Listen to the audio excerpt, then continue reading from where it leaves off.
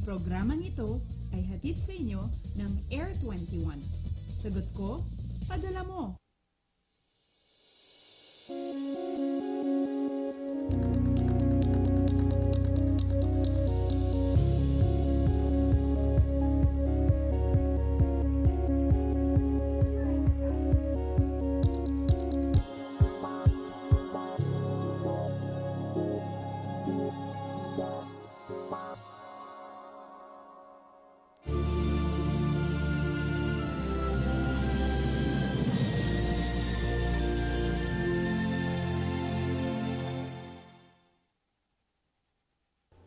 Diyos marahay na aga Luzon, malipayong adlaw Visayas, Buenos Dias, Mindanao. Magandang umaga sa mga mag-anak na nagpalipas na magdamag sa sementeryo para makaiwas sa dagsa ng mga tao ngayong araw. At syempre pa good morning din kina nanay at tatay na abalang-abala sa paghahanda ng kanilang babaunin para naman yan sa pagpunta nga sa sementeryo mamaya lamang.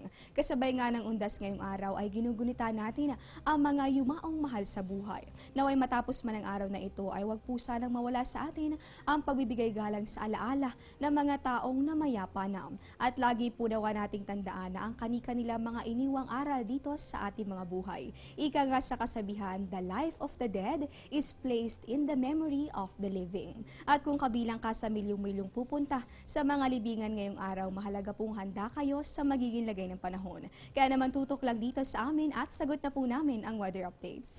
Live mula sa Pag-asa Weather and Flood Forecasting Center, ito po ang Panahon TV na mula Lunes hanggang Linggo, naghahatid sa inyo ng kumpletong ulat panahon. Sa bayan din po kaming napapanood online, yan naman po ay sa pamamagitan nitong www.ptv.ph.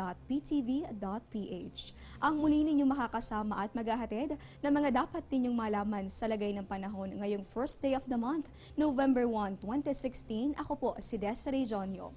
At dahil nga bagong buwan na naman tayo, let's try something new. Bakit hindi po ninyo kunan ng larawan ang unang sunrise ng Nobyembre? Abangan po ang sunrise mamaya, yan po ay pagsapit ng 5:52 AM habang ang ating mga sunset 28 minutes makalipas ang alas 5 mamayang hapon. At para po bigyan tayo ng latest sa ating ulat panahon, makakapanayam na po natin ng live. Wala pong iba kundi si Pag-asa Weather Forecaster Obet Badrina. Magandang umaga po Sir Obet. Ano na po bang update doon sa low pressure area o sama ng panahon na binabantayan ng Pag-asa? At kaugnay po niyan, ipinatatanong ng Panahon TV follower na si Delin Karangdan. Inaasahan po ba natin magiging bagyo ito nga inasabing sama ng panahon? At sakali pong maging bagyo, ano po bang bahagi ng ating bansa yung posibleng tamaan nito? Magandang umaga, Desiree, gayon din sa lahat ng mga tagapanood natin. So, meron nga tayong binabantayan na low pressure area at ito ay huli nating namata. Nandito siya sa may 645 kilometers silangan ng Surigao sa Mindanao. At sa kasalukuyan, base sa ating latest na data, ay maliit pa yung tsansa na itong low pressure area na to ay maging isang ganap na bagyo. Ang mas binabantayan natin ngayon na posibleng maging bagyo ay huli nating namata. Nandito naman siya bandang 1,925 kilometers silangan ng Mindanao. Ito yung mas malaki yung potential na maging bagyo at base sa ating latest na data ko, ito ay lalakas in the next 1 to 2 days. So posibleng bukas, Miyerkules, ay maging ganap na bagyo ito at bandang Huwebes naman ay pumasok ng Philippine Area of Responsibility. Ito yung po pwedeng humatak dito sa low pressure area na nasa may silangan ng Mindanao at posibleng ito ay magsama at maging isang ganap na bagyo. Kung sakali naman, papasok ito sa may bandang silangan ng ating bansa at base nga sa ating mga usual na track kapag Nobyembre, posibleng itong bahagi ng Visayas at Mindanao, partikular na dito sa Visayas at lumalabas sa may bandang Mindoro, posibleng ito yung maging takbo ng posibleng maging bagyo. Pero sa ngayon, dahil hindi pa siya ganap na bagyo, ay patuloy pa nating babantayan yung magiging development nitong weather system na to.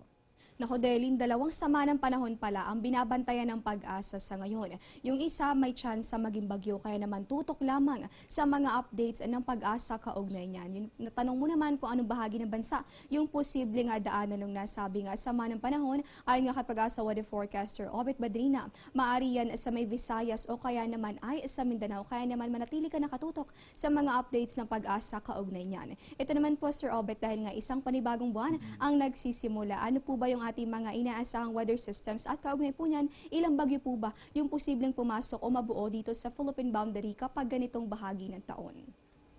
Ngayong Nobyembre, ina-expect natin o inaasahan natin na isa hanggang 3 bagyo ang maaring mabuo sa loob ng o pumasok sa loob ng Philippine Area of Responsibility. At maliban sa bagyo, ina-expect din natin na iba pang weather system na mabubuo sa ating bansa o pwedeng makaapekto. Una dyan ang easterlies. Ito yung hangin nagmumula sa karagatang Pasipiko na maaaring magdala ng mga pag-ulan, partikular na sa may silangang bahagi ng ating bansa. Nariyan din yung malamig na northeast monsoon. Ito naman yung hangin nagmumula sa may bandang norte o hilagang bahagi ng ating bansa.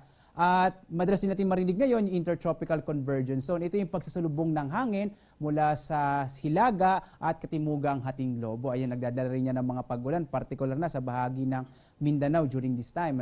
At of course, nandyan lagi ang low pressure area, kagaya ng 2 low pressure area na binabantayan natin ngayon, at ang tropical cyclone na kagaya ng binanggit ko, 1 hanggang 3 bagyo ang maaring pumasok sa ating Philippine Area of Responsibility ngayong buwan ng Nobyembre.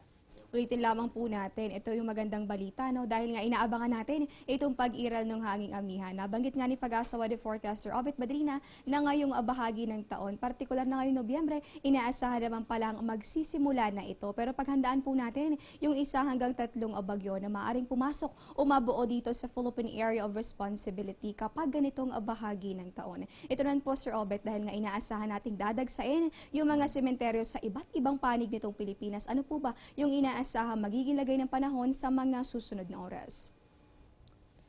Ang mga low pressure area natin binabantayan ay bahagi ng tinatawag nating Intertropical Convergence Zone. At ito ngayon yung nakakaapekto sa malaking bahagi ng Visayas, Mindanao at Katimugang Luzon. Dahil doon, Desiree, pinapayo natin yung mga kababayan natin, lalo na yung mga nasa Mimaropa, Calabarzon, Kabikulan, gayon din sa Kabisayan at Mindanao, makakaranas ng mahina hanggang sa katamtamang mga pag-ulan na may mga pagkidlat, pagkulog halos sa malaking bahagi ng mga lugar na sinabi natin. Kaya dahil doon, inaasahan nila yung mga pag-ulan, kaya maganda magdala sila ng mga pananggalang sa ulan, gaya ng payong. Samantala naman, itong bahagi naman ng Ilocos Norte at Cagayan at Isabela, posibleng makaranas naman ng mga mahihinang mga pag-ulan. At ang Kamaynilaan ay makaranas naman ng bagyang maulap hanggang sa maulap na kalangitan na may mga pulupulong mga pag-ulan, pagkidlat, pag-ulan sa hapon hanggang sa gabi. So ibig sabihin dito sa Kamaynilaan ay posible pa rin tayong makaranas ng mga isolated rain showers and thunderstorms. So lagi silang makinig sa binibigay nating thunderstorm advisory para malaman nila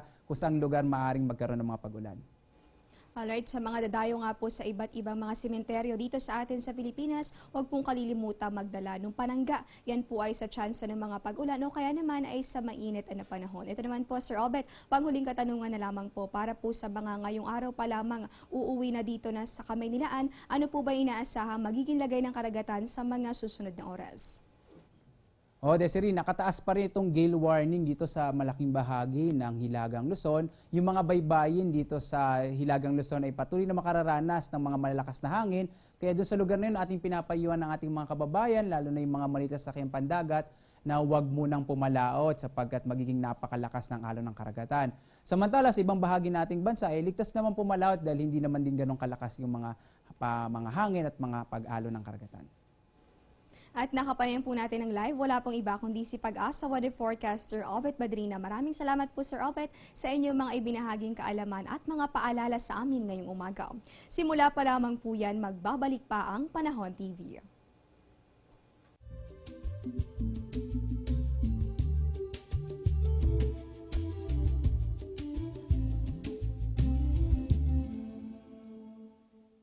Get timely and reliable Philippine weather information anytime, anywhere through the Panahon TV mobile app, a multifunctional mobile app that brings you weather updates sourced directly from Pag-asa. The app provides a complete 3-day weather forecast at your location. It also allows you to ask or share the weather to the community. It has auto alerts for thunderstorm advisory, rainfall warning, and storm signals over your area. Download for free today, available at Google Play Store and iOS.